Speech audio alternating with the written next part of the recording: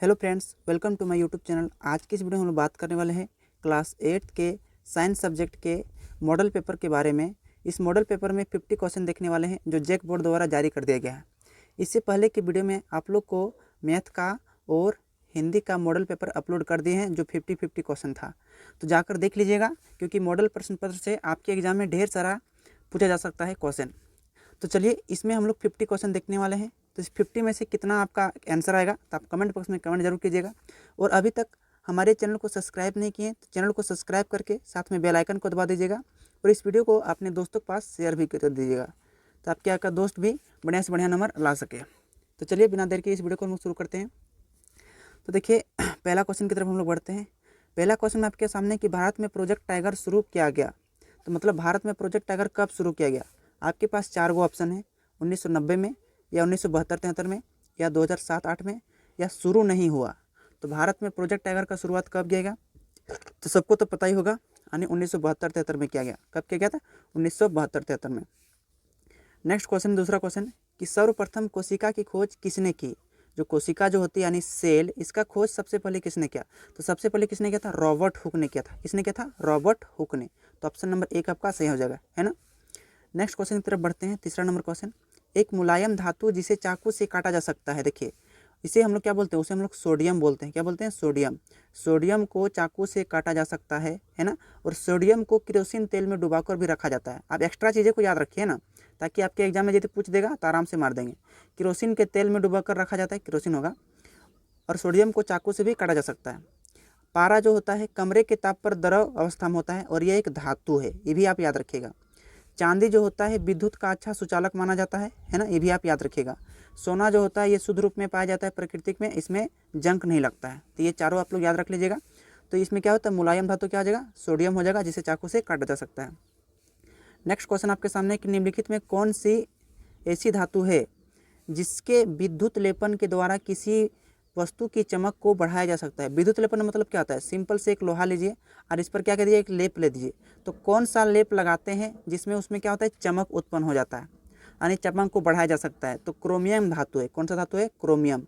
Chromium को लेप लगा देने से क्या होता है? आपका चमक बढ़ जाता है। जैसे आप नया नया साइकिल लेते होंगे ना, तो साइकिल का हैंडल में देखते हैं ना, हैंडल में क्या होता है? क्रोमियम लगा दीजिएगा, ताकि हैंडल क्या होता है? बहुत नया नया चमकने लगता है। तो साइकिल के हैंडल में क्रोमियम धातु का भी प्रयोग किया जाता है। नेक्स्ट क्वेश्चन है कि संचरणीय रोगों का सबसे मुख्य कारक क्या है। देखिए, आप लोग को हम साइंस का 6 गो मॉडल सेट हम आप लोग को पहले से करवा चुके हैं। इसमें से सारा क्वेश्चन वही क्वेश्चन डाला गया है जो मॉडल पेपर में जो हम आप लोग को बताए थे। तो अगर वहाँ से 6 गो मॉडल पेपर सेट नहीं देखे हैं तो जाकर देख लीजिएगा प्लीज़, है ना। तो आप लोग का आंसर ऑटोमेटिक और फाइनल एग्जाम में रिजल्ट एकदम खचाक के एकदम खतरनाक आप लोग का एग्जाम जा सकता है। तो संचरणीय रोगों का सबसे मुख्य कारक कौन सा है? तो नेक्स्ट क्वेश्चन है कि संचरणीय रोगों का सबसे मुख्य कारक क्या है। देखिए, इससे पहले ये जो क्वेश्चन है हम पहले रिपीट हो चुका है। साइंस का जो 6 गो मॉडल पेपर है और मैथ का जो 6 गो मॉडल पेपर है हम पहले से आप लोग को करा दिए हैं, है ना। और जो जैक बोर्ड द्वारा जारी किया गया उसको भी हम करवा दिए हैं। तो साइंस का 6 गो मॉडल पेपर यहाँ से आप लोग देख लीजिएगा ना, तो वहीं से सारा क्वेश्चन इस में सब दिया गया है। तो पूछा है संचरणीय रोगों का सबसे मुख्य कारक क्या है, तो घरेलू मक्खी हो जाएगा। क्या हो जाएगा? घरेलू मक्खी।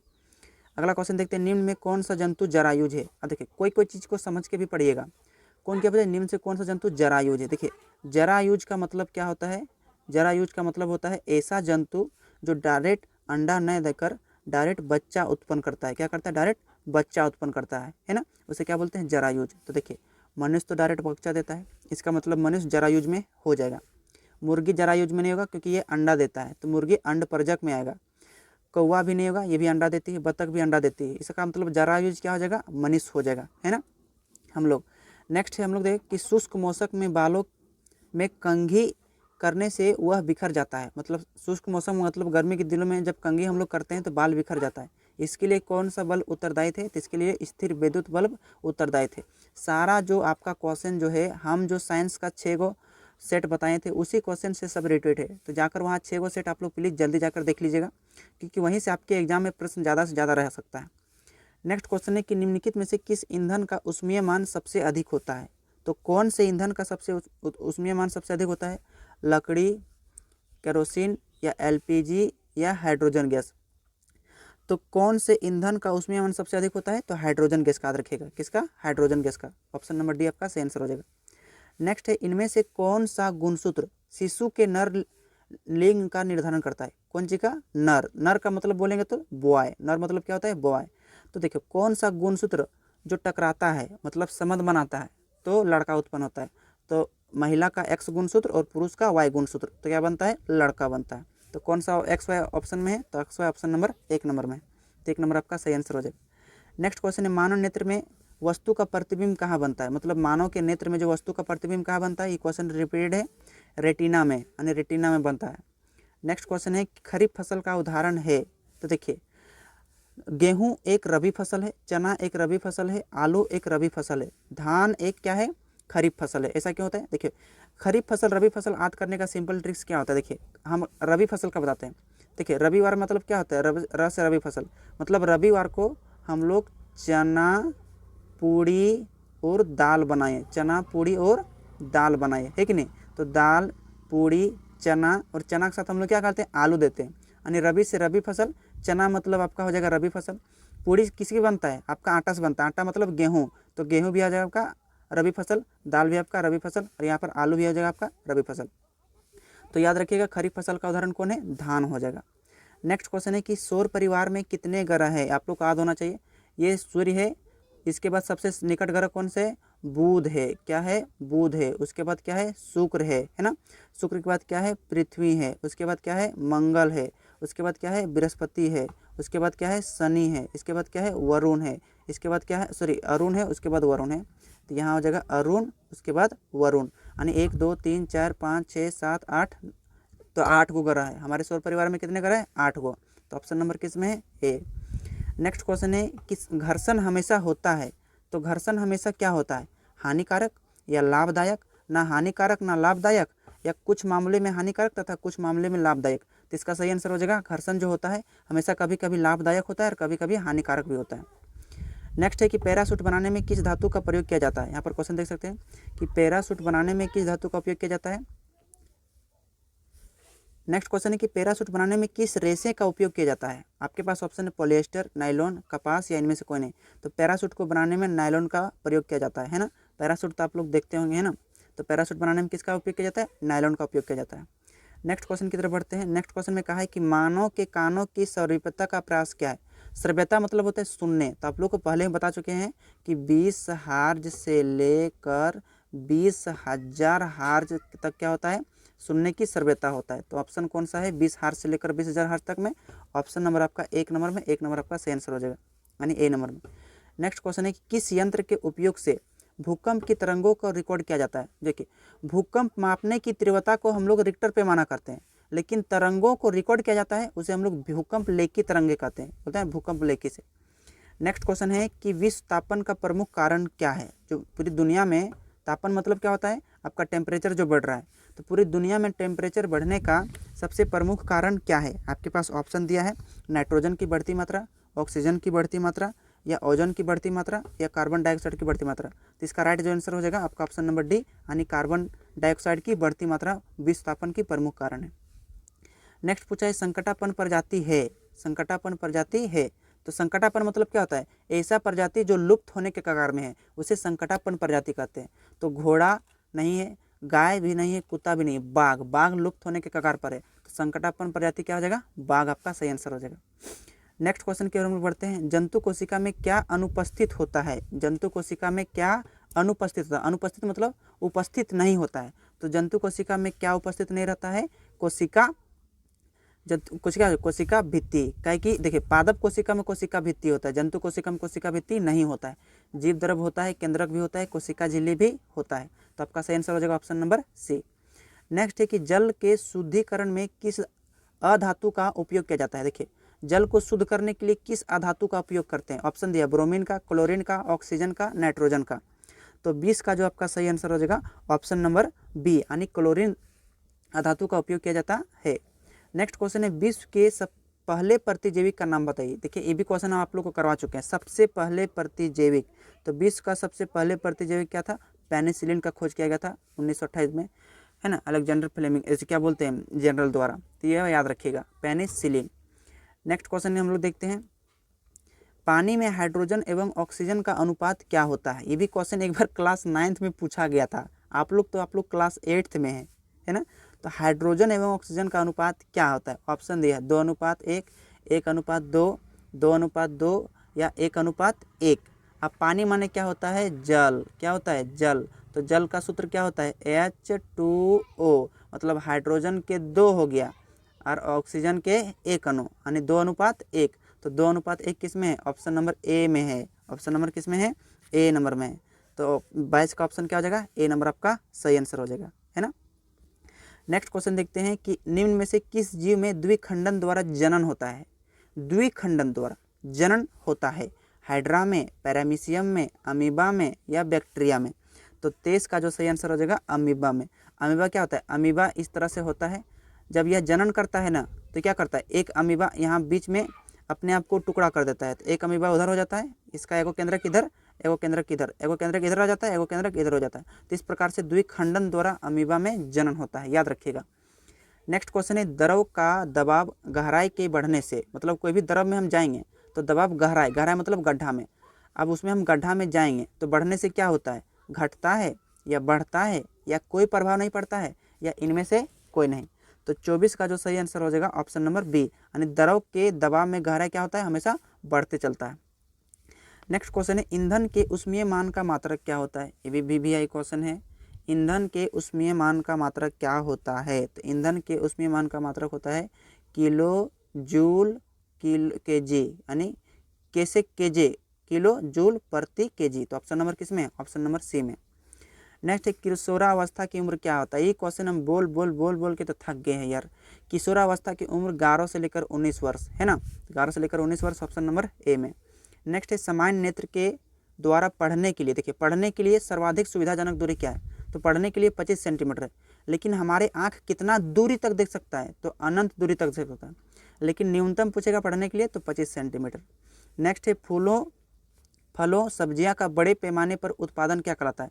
मतलब फूलों का, फलों का, सब्जियों का, ये सब बड़े पैमाने में जब उत्पादन होता है तो उसे क्या कहलाते हैं? एपीकल्चर बोलते हैं या हार्टिकल्चर बोलते हैं या सेरिकल्चर बोलते हैं या इनमें से कोई नहीं? तो इसे हम लोग क्या बोलते हैं? इसे हम लोग हार्टिकल्चर बोलते हैं, है ना। नेक्स्ट क्वेश्चन की तरफ बढ़ते हैं। किस ग्रह को प्रभात मतलब होता है सुबह, यानी सॉरी प्रभात मतलब होता है शाम टाइम को, संध्या का तारा कहा जाता है? मतलब शाम का तारा किसे कहा जाता है? आपके पास ऑप्शन है बुध को, पृथ्वी को, बृहस्पति को या शुक्र को। तो 29 का जो सही आंसर हो जाएगा आपका ऑप्शन नंबर डी, यानी शुक्र को कहा जाता है संध्या का तारा। इसे हम लोग भोर का तारा भी कहते हैं ना। संध्या का तारा किसे कहा जाता है? शुक्र को। और भोर का तारा भी किसे कहा जाता है? शुक्र को कहा जाता है, याद रखिएगा। नेक्स्ट क्वेश्चन है कि किस आकृति की वस्तु पर तरल घर्षण कम होता है? ये मोस्ट इंपॉर्टेंट। तरल घर्षण किस में होता है? कम होता है। आयताकार वस्तु पर या वर्गाकार वस्तु पर या नौकाकार वस्तु पर या वृत्ताकार वस्तु पर? तो 30 का सही आंसर हो जाएगा ऑप्शन नंबर सी, यानी नौकाकार वस्तु पर। तरल घर्षण मतलब क्या होता है? पानी वाले चीज़ों में। अब देखिए नौका का जो होता है ना इस तरह से बनाया जाता है, नाव मतलब आप लोग देखबे किए हैं, तो इसमें क्या होता है? घर्षण बहुत कम लगता है, इसलिए ताकि इन लोग क्या होता है नाव बढ़िया से पानी में चल सके। नेक्स्ट क्वेश्चन है कि पदार्थ जो प्रकृति प्रक्रिया में जैसे जीवाणु के द्वारा अपघटित होता है उसे क्या कहलाता है? मतलब जो जीवाणु द्वारा अपघटित हो जाता है, सड़ गल जाता है ना, उसे हम लोग क्या बोलते हैं? जैव निम्नीकरणीय या जैव अनिम्नीकरणीय या संश्लेषित रेशा या अपघटक? तो 31 का आपका राइट आंसर हो जाएगा ऑप्शन नंबर 1, उसे जैव निम्नीकरणीय बोलते हैं। जो जीवाणु द्वारा अपघटित हो जाता है उसे जैव निम्नीकरणीय बोलते हैं। नेक्स्ट क्वेश्चन है कि ध्वनि की प्रबलता किस कारक पर निर्भर करती है? ध्वनि की जो प्रबलता होती है किस कारण पर निर्भर करती है? तारत्व पर या आयाम पर या शोर पर? इनमें से कोई नहीं। तो 32 का जो आपका सही आंसर हो जाएगा उसके आयाम पर। अगर आपका आयाम ज़्यादा रहेगा तो इसकी प्रबलता ज़्यादा होगा, आयाम कम होगा तो इसकी प्रबलता भी कम होता है। नेक्स्ट क्वेश्चन है कि विपरीत आवेशों के बीच क्या प्रतिक्रिया होती है? मतलब अलग अलग आवेशों के बीच में क्या प्रतिक्रिया होती है ना। क्या होता है? आकर्षण होता है या प्रतिकर्षण होता है या आकर्षण एवं प्रतिकर्षण दोनों होता है या इनमें से कोई नहीं? तो 33 का जो आपका सही आंसर हो जाएगा ऑप्शन नंबर 1, विपरीत आवेशों के बीच में क्या होता है? आकर्षण होता है। आप इसका एग्जाम्पल खुद ले सकते हैं। एक कलम को पकड़िए और अपने माथे में रगड़िए और एक छोटा सा कागज़ का टुकड़ा लीजिए और कलम के द्वारा उठा के देखिए आराम से उठ जाएगा, चुम्बक जैसा खींच लेगा, है ना। तो क्या होता है? आकर्षण होता है, खिंचाव उत्पन्न हो जाता है। नेक्स्ट क्वेश्चन है हरित गृह प्रभाव मतलब ग्रीन हाउस और वैश्विक तापन के लिए मुख्य रूप से उत्तरदायित्व गैस है। देखिए वैश्विक तापन का भी पीछे क्वेश्चन हम लोग देखें, उसके लिए कार्बन डाइऑक्साइड था। तो हरित गृह प्रभाव लिए कौन हो जाएगा, तो 34 का क्या हो जाएगा आपका ऑप्शन नंबर सी, यानी इसमें मीथेन गैस भी है और कार्बन डाइऑक्साइड भी है, दोनों है हरित गृह प्रभाव के लिए, है ना, मीथेन और कार्बन डाइऑक्साइड दोनों है। नेक्स्ट क्वेश्चन देखते हैं, वह पुस्तक जिसमें सभी संकटापन्न प्रजातियों का रिकॉर्ड रखा जाता है। मतलब एक ऐसा किताब जिसमें क्या होता है, सभी संकटापन्न प्रजाति, जैसे बाघ हो गया संकटापन्न जाति, है कि नहीं, सभी को उसमें रिकॉर्ड लिखा जाता है। मतलब उसमें लिख कर लिखा जाता है कि कौन कौन से पुस्तक को मतलब कौन कौन से जाति जो है मतलब संकट में पड़ जा रहा है। तो कैसा उस किताब को नाम क्या बोलते हैं, ब्लू डाटा बुक बोलते हैं, या ग्रीन डाटा बुक बोलते हैं, या येलो डाटा बुक बोलते हैं, या रेड डाटा बुक बोलते हैं। तो 35 का जो सही आंसर हो जाएगा ऑप्शन नंबर डी, उसे हम लोग रेड डाटा बुक बोलते हैं। क्या बोलते हैं, red data book. Next question है कि निम्न में से कौन सा पदार्थ जीवाश्म ईंधन है। कौन सा पदार्थ जीवाश्म ईंधन है। जीवाश्म ईंधन का मतलब क्या होता है, जो पदार्थ जीवों के अवशेष से बना है उसे क्या बोलेंगे, जीवाश्म ईंधन। तो सौर ऊर्जा, परमाणु ऊर्जा या जल ऊर्जा, कोयला। तो कोयला क्या है, जीवाश्म ईंधन। क्यों, क्योंकि कोयला पेड़ पौधों के अवशेष से बना है, इसलिए क्या हो जाएगा, कोयला एक जीवाश्म ईंधन है। नेक्स्ट क्वेश्चन की तरफ हम लोग बढ़ते हैं। नेक्स्ट क्वेश्चन में कहा गया कोशिका में कोशिका द्रव के बीच खाली संरचना होती है, जिसे क्या कहते हैं। देखिए कोई भी कोशिका होता है उसके बीच में खाली खाली क्या होता है, संरचना होती है, उसे हम लोग रिक्तिका बोलते हैं। क्या बोलते हैं, रिक्तिका बोलते हैं। रिक्तिका कौन सा ऑप्शन में, ऑप्शन नंबर सी। नेक्स्ट है कौन सी अधातु कमरे के ताप पर भी वायु के साथ अभिक्रिया करती है। देखिए अधातु कहा गया है और अभिक्रिया करता है, तो कौन सा अधातु है जो कमरे के ताप पर अभिक्रिया करता है, तो याद रखिएगा श्वेत फास्फोरस। क्या हो जाएगा, श्वेत फास्फोरस। ऑप्शन नंबर आपका ए सही आंसर हो जाएगा। नेक्स्ट क्वेश्चन है कि किण्वन की प्रक्रिया की खोज किसने की थी। किण्वन की प्रक्रिया की खोज किसने की थी, ऑप्शन दिया है एडवर्ड जेनर ने, या अलेक्जेंडर फ्लेमिंग ने, रॉबर्ट हुक ने, या लुई पास्चर ने। तो 39 का आपका सही आंसर होगा option number D, Louis Pasteur ने किण्वन की प्रक्रिया का खोज किया था। नेक्स्ट क्वेश्चन है जब चालक विलयन में विद्युत धारा प्रवाहित की जाती है तब विलयन के रंग में परिवर्तन होता है, यह संकेत करता है। तो क्या संकेत करता है, विद्युत धारा के रासायनिक प्रभाव का, या विद्युत धारा के ऊष्मीय प्रभाव का, या विद्युत धारा के चुंबकीय प्रभाव का, या विद्युत धारा के त्वरित प्रभाव का। तो 40 का आपका सही आंसर हो जाएगा आपका ऑप्शन नंबर ए, यानी विद्युत धारा के रासायनिक प्रभाव का। नेक्स्ट क्वेश्चन है कि विश्व में सर्वप्रथम एक भेड़ का क्लोन विकसित किया गया था जिसका नाम था, एक भेड़ का क्लोन किसके द्वारा विकसित किया गया था और उसका नाम क्या था, बारबी नाम था, या चार्ली नाम था, या डॉली नाम था, या सिम्बिया नाम था।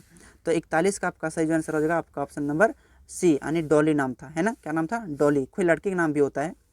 नेक्स्ट क्वेश्चन की तरफ हम लोग देखते हैं। नेक्स्ट क्वेश्चन में कहा गया कि तरल है, तरल है, तरल कौन है, ठोस एवं द्रव दोनों, या द्रव एवं गैस दोनों, या ठोस एवं गैस दोनों, या इनमें से कोई नहीं। तो 42 का आपका सही आंसर हो जाएगा द्रव एवं गैस दोनों क्या होता है, तरल होता है। क्या होता है, तरल होता है। नेक्स्ट क्वेश्चन की तरफ देखते हैं। कई विद्युत उपकरणों में लगी आग बुझाने के लिए सबसे अच्छा अग्निशामक क्या है। मतलब कहीं भी आग लग जाता है विद्युत उपकरण में, तो आग बुताने के लिए सबसे अच्छा अग्निशामक क्या है, तेल से बुताते हैं, या कार्बन डाइऑक्साइड बुताते हैं, या पेट्रोल से, या पानी से। तो 43 का आपका सही आंसर हो जाएगा option number C, carbon dioxide. कहीं कहीं पर आग लगाए तो वहाँ पर कार्बन डाइऑक्साइड दे दो, कार्बन डाइऑक्साइड जाएगा तो वहाँ वायु अपने नहीं जाएगा और वो क्या हो जाएगा, आग बुझ जाएगा। तो 43 का ऑप्शन नंबर आपका सी हो जाएगा। पानी देंगे तो पानी और मतलब रिएक्शन कर देगा, इसलिए विद्युत उपकरण में पानी देने का नहीं, कन्फ्यूजन में मत रहिएगा। नेक्स्ट क्वेश्चन है कि लड़कों के गले के सामने उभरा हुआ भाग क्या कहलाता है। देखिए आप लोग का थुथुर छाप दे रहे हैं, थुथुर, इस तरह से कुछ थुथुर होता है ना। तो यहाँ पर क्या होता है, गले के सामने थोड़ा उभरा हुआ रहता है ना, गर्दन के सामने उभरा हुआ रहता है, उठा टाइप का रहता है, उसे हम लोग क्या बोलते हैं, उसे हम लोग एडमस एपल, या कंठमनी, या लेरिंग्स, या थायराइड, या इनमें से कोई नहीं। तो 44 का आपका सही आंसर क्या जाएगा, उसे हम लोग एडमस एपल या कंठमनी कहते हैं। ऑप्शन नंबर ए आपका सही आंसर हो जाएगा। उस 6 गो मॉडल पेपर साइंस वाला में आप लोग को हम सब ये क्वेश्चन करवा चुके हैं, वही क्वेश्चन रिपीट हो रहा है। तो जितना आप लोग रिवाइज करेंगे उतना आप लोग के लिए बढ़िया होगा। श्वेत प्रकाश यानी सूर्य के प्रकाश में कितने रंग होते हैं, 7 रंग, VIBGYOR,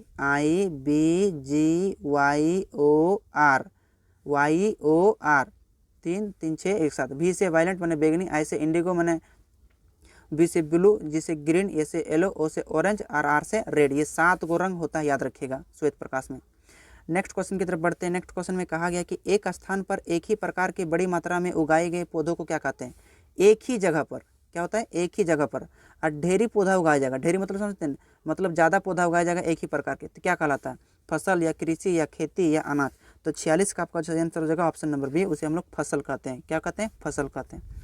नेक्स्ट क्वेश्चन है खगोलीय पिंडों के बीच की दूरी किस इकाई द्वारा मापा जाता है? खगोलीय पिंड जैसे एगो बुध ग्रह है और एगो पृथ्वी ग्रह है, दोनों के बीच में दूरी को मापना रहेगा, है नहीं? दोनों खगोलीय पिंड है तो किसके द्वारा मापेंगे? सौर वर्ष द्वारा या प्रकाश वर्ष द्वारा या मीटर द्वारा या किलोमीटर?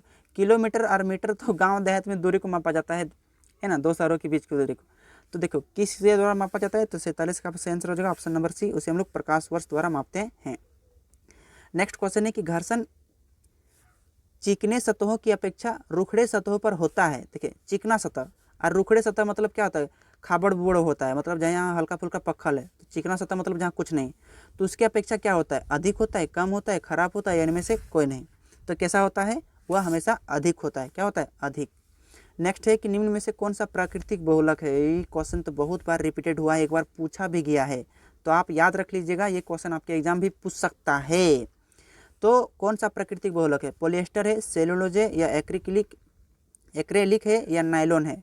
तो 49 का सही आंसर हो जाएगा ऑप्शन नंबर बी, यानी सेलुलोज एक प्राकृतिक बहुलक है। नेक्स्ट क्वेश्चन और आज का लास्ट क्वेश्चन है कि जो ध्वनि सुनने में अप्रिय लगती, अप्रिय मतलब खराब, सीधे क्या बोल दो? खराब।